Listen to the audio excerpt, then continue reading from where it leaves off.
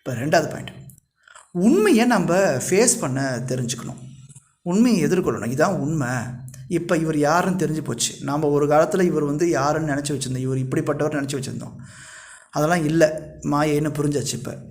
இப்போ உண்மை என்ன? இவர் யார்? உண்மையில் இவர் யார்? இவருக்கும் இந்த பெண்மணிக்கும் இந்த நபருக்கும் எனக்குமான உறவு எப்படிப்பட்டது? இது நிலையானது தானா? இது சரியானது தானா? இது முறையானது தானா?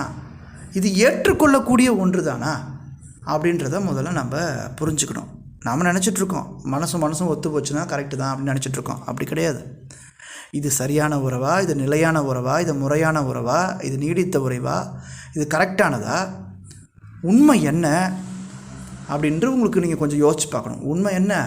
இது நிலையானது கிடையாது, இது உறுதியானது கிடையாது, இது சரியானது கிடையாது, இந்த நபரும் நமக்கு ஏற்ற ஒரு சரியான நபர் இல்லை அப்படின்றத நம்ம புரிஞ்சுக்கிற ஒரு காலகட்டம் வரும். இதுதான் உண்மை.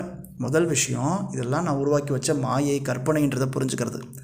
ரெண்டாவது விஷயம், உண்மை என்னன்றதை எதிர்கொள்கிறது, உண்மையை ஃபேஸ் பண்ணுறது. எஸ், இதான் உண்மை, அவர் இல்லை, அவங்க போயிட்டாங்க, இனிமேல் வரமாட்டாங்க, இதை நம்ம ஏற்றுக்க தான் வேணும் அப்படின்ற ஒரு உண்மையை நம்ம ஃபேஸ் பண்ணுறதுக்கு முயற்சி பண்ணோம். இது ரெண்டாவது பாயிண்ட்.